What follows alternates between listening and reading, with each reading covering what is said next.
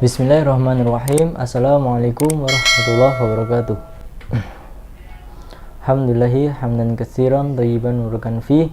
Wassalatu wassalamu ala asrofil anbiya'i wal mursalin wa ala alihi washabihi ajma'in. Qala rabbi shrah li sadri wa yassir li amri wahlul 'uqdatam min lisani yafqahu qawli. Allahumma shalli ala sayyidina Muhammad wa ala ali sayyidina Muhammad. Alhamdulillah, teman-teman yang dirahmati Allah Subhanahu wa taala. Kali ini saya akan sedikit menceritakan ya tentang apa saja rahasia yang membuat Muhammad Al-Fatih itu bisa menaklukkan Konstantinopel. Jadi begitu. Nah, teman-teman yang dirahmati Allah Subhanahu wa taala, jadi Rasulullah SAW sudah mensabdakan kepada para sahabat pada saat itu, sebaik-baik pemimpin yang menaklukkan Konstantinopel adalah sebaik-baiknya pemimpin, dan prajurit yang pada saat itu adalah sebaik-baik prajurit. Jadi begitu. Jadi para sahabat itu giroh, semangatnya itu luar biasa. Padahal pada saat itu para sahabat itu sedang menggali parit pada perang Ahzab. Orang-orang Yahudi pun ketawa ya, dan mengatakan Muhammad itu gila, karena bagaimana mungkin mereka bisa menaklukkan Romawi atau Konstantinopel gitu. Jadi begitu. Nah, teman-teman dirahmati Allah Subhanahu wa taala, jadi qadarullah pada saat itu penaklukan Konstantinopel itu sudah banyak dilakukan ya, terutama pada zaman Utsman bin Affan, pada zaman Yazid bin Muawiyah. Jadi terutama yang paling semangat adalah Abu Ayyub Al-Ansori. Nah, Abu Ayyub Al-Ansori adalah sahabat yang membuat banyak para sahabat lain itu iri, terutama sahabat dari Ansor. Karena apa? Karena Rasulullah SAW itu menginap di rumahnya Abu Ayyub Al-Ansori itu kurang lebih selama 7 bulan sejak Rasulullah SAW hijrah sampai selesai dibangunnya Masjid Nabawi. Jadi Masya Allah, orang yang paling mulia, orang yang paling baik pada saat itu nginep di rumahnya beliau Abu Ayyub Al-Ansori. Jadi ya luar biasa, makan bareng, mungkin banyak mendapatkan wejangan, nasihat dan lain-lain oleh Rasulullah SAW. Jadi begitu. Nah, Abu Ayyub Al-Ansori ini umurnya memang lumayan panjang ya, sampai 100-an tahun ya. Bahkan ketika zamannya Yazid bin Muawiyah bin Abi Sufyan radhiyallahu anhum, jadi Abu Ayyub Al-Ansori ini masih ingin ikut berperang, ingin ikut menaklukkan Konstantinopel. Padahal umurnya itu sudah sepuh, tapi tetap ingin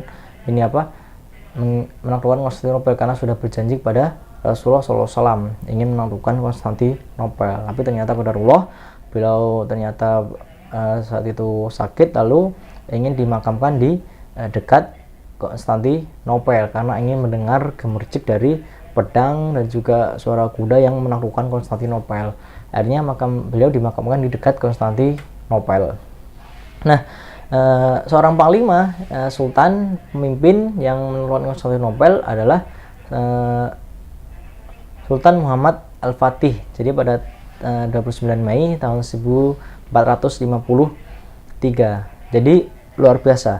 Lalu apa rahasianya yang saya tangkap ya, jadi beberapa referensi yang saya dapat dari guru-guru saya, dari ceramah juga. Jadi yang menjadikan Muhammad Al-Fatih ini bisa menaklukkan Konstantinopel, yang pertama adalah karena beliau ini mempunyai murabbi yang handal. Jadi murabbi beliau itu adalah Aq Syamsuddin namanya. Nah, Aq Syamsuddin ini juga seorang mu'arrikh, orang ahli sejarah, orang ahli astronomi, orang ahli banyak sekali keahlian yang dipunyai oleh Aq Syamsuddin ini, multi talent lah kalau zaman sekarang ya. Jadi begitu. Muhammad Al-Fatih itu sejak kecil diceritakan tentang kisah ini, hampir semua sejarah dari zaman Rasulullah SAW, zaman Khulafaur Rasyidin, zaman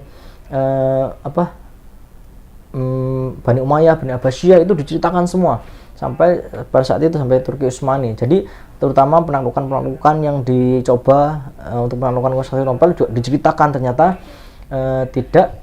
ternyata itu semua diceritakan kepada Muhammad Al-Fatih, sehingga terutama dikisahkan tentang akhlak Nabi, tentang kepribadian Nabi, sehingga membuat Muhammad Al-Fatih ini cinta kepada Rasulullah SAW. Nah, jadi Begitu, sampai tertanam pada diri Muhammad Al-Fatih untuk cinta kepada Rasulullah SAW. Akhirnya itu meneladani akhlaknya, sifat dari Nabi Muhammad SAW. Nah, si Aqsabsuddin ini selain itu juga mengajarkan banyak sekali kepada Sultan Muhammad Al-Fatih itu. Selain menceritakan sejarah, juga mengajarkan ilmu-ilmu agama sampai Muhammad Al-Fatih ini pada usia 10 tahun untuk menciptakan puisi tentang jihad. Bayangkan usia 10 tahun menciptakan puisi tentang jihad, dan usia 16 tahun itu beliau hafal 8 bahasa Muhammad Al-Fatih. Jadi Masya Allah. Nah, jadi itu yang pertama adalah seorang murabi yang luar biasa. Jadi makanya ada syair ya, man ana laulakum. Jadi kita ini, kita ini bukan siapa-siapa tanpa seorang guru. Jadi Masya Allah, orang yang sekarang jadi profesor, doktor, atau insinyur, tapi dulu waktu SD, SMP, SMA juga pasti mempunyai guru yang membimbing mereka, yang membuat mereka jadi luar biasa. Jadi itu murabi, seorang guru. Nah, hal kedua yang membuat Muhammad Al-Fatih ini bisa menaklukkan Konstantinopel, selain mempunyai guru yang baik, guru yang handal, guru yang paham ilmu agama, paham sejarah dan lain-lain, itu beliau mempunyai ruhiyah atau amalan ibadah yang luar biasa, yang berbeda dari orang-orang yang lainnya, orang-orang kebanyakan. Makanya Rasulullah SAW katakan beliau ini adalah sebaik-baik pemimpin dan prajuritnya juga sebaik-baik prajurit. Karena apa?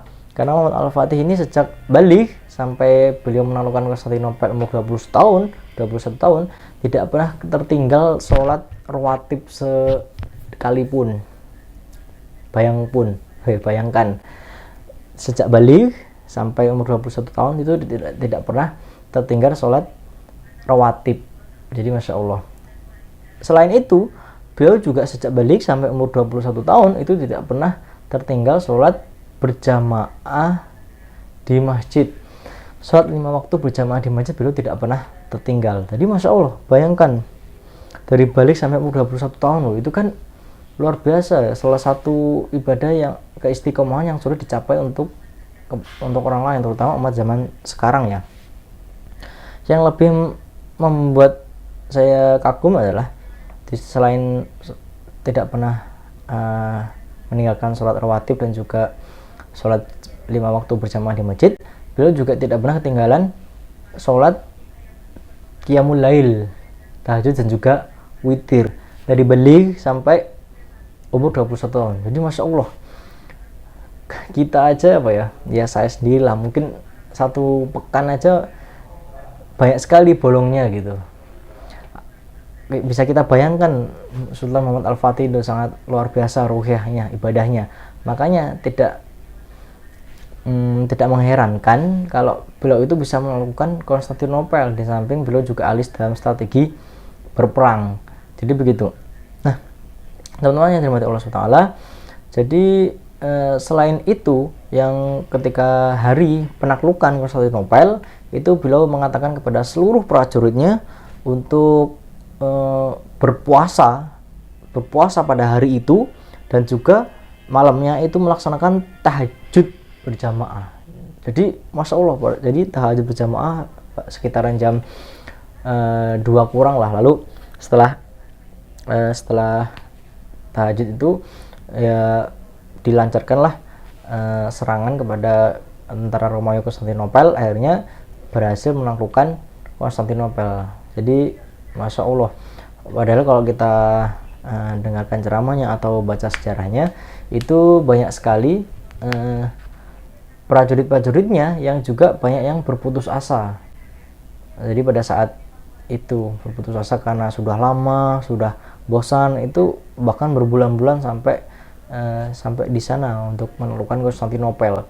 Jadi Masya Allah, dan padahal dari zaman dahulu itu sudah banyak juga penaklukan, dari zamannya Harun al-Rasyid juga sempat, tapi juga tetap belum bisa menaklukkan Konstantinopel. Akhirnya terjadilah pada zamannya Muhammad Al-Fatih. Jadi begitu. Nah, teman-teman yang dirahmati Allah SWT, Kenapa kok saya ini senang ya membahas tentang sejarah, terutama sejarah Islam? Karena banyak ustadz yang berkata bahwasanya sejarah ini bukan hanya sekedar menghafal nama, bukan hanya sekedar menghafal tahun atau tempat, tapi sejarah ini juga akan berulang. Kalau kita lihat, pembebasan pertama Baitul Maqdis dilakukan oleh Sayyidina Umar bin Khattab radhiyallahu anhu. Dan itu berulang dibebaskan juga oleh Salahuddin Al-Ayyubi, walaupun banyak orang di belakang Salahuddin Al-Ayyubi seperti Nuruddin Zanggi. Nah, kita lihat juga pada saat pembebasan, saat ini kan Masjidil Aqsa itu telah dikuasai oleh orang-orang Zionis Israel laknatullah alaih. Nah, mungkin nanti juga akan yang juga menaklukkan Baitul Maqdis. Mungkin apakah nanti ketika Imam Mahdi muncul atau yang lain, kan wallahu alam, kita juga nggak tahu. Tapi kita tetap percaya bahwasanya nanti sejarah itu juga akan berulang. Pun juga ketika penaklukan Konstantinopel, kalau yang sekarang namanya Istanbul, itu kan Hagia Sophia yang pada saat itu Muhammad Al-Fatih jadikan masjid, gereja yang dijadikan masjid. Setelah itu Hagia Sophia juga dijadikan gereja lagi. Nah, barulah pada zaman Erdogan ini Masjid Hagia Sophia beberapa bulan yang lalu dijadikan masjid kembali. Jadi kan Masya Allah, jadi sejarah itu berulang. Jadi begitu. Maka dari itu jangan sampai kita itu buta akan sejarah, terutama sejarah Islam, karena kita bisa tahu ternyata ada kisah yang seperti ini, ternyata ada kisah yang menarik seperti ini, ternyata ada kisah yang luar biasa, ternyata ada kisah yang sangat luar biasa di balik sejarah Islam. Jadi begitu. Wallahu a'lam, itu yang bisa saya sampaikan. Jika ada salah kata, maaf, mohon ampun. Subhanakallahumma wa bihamdika asyhadu an la ilaha illa anta astaghfiruka wa atubu ilaik. Wassalamualaikum warahmatullahi wabarakatuh.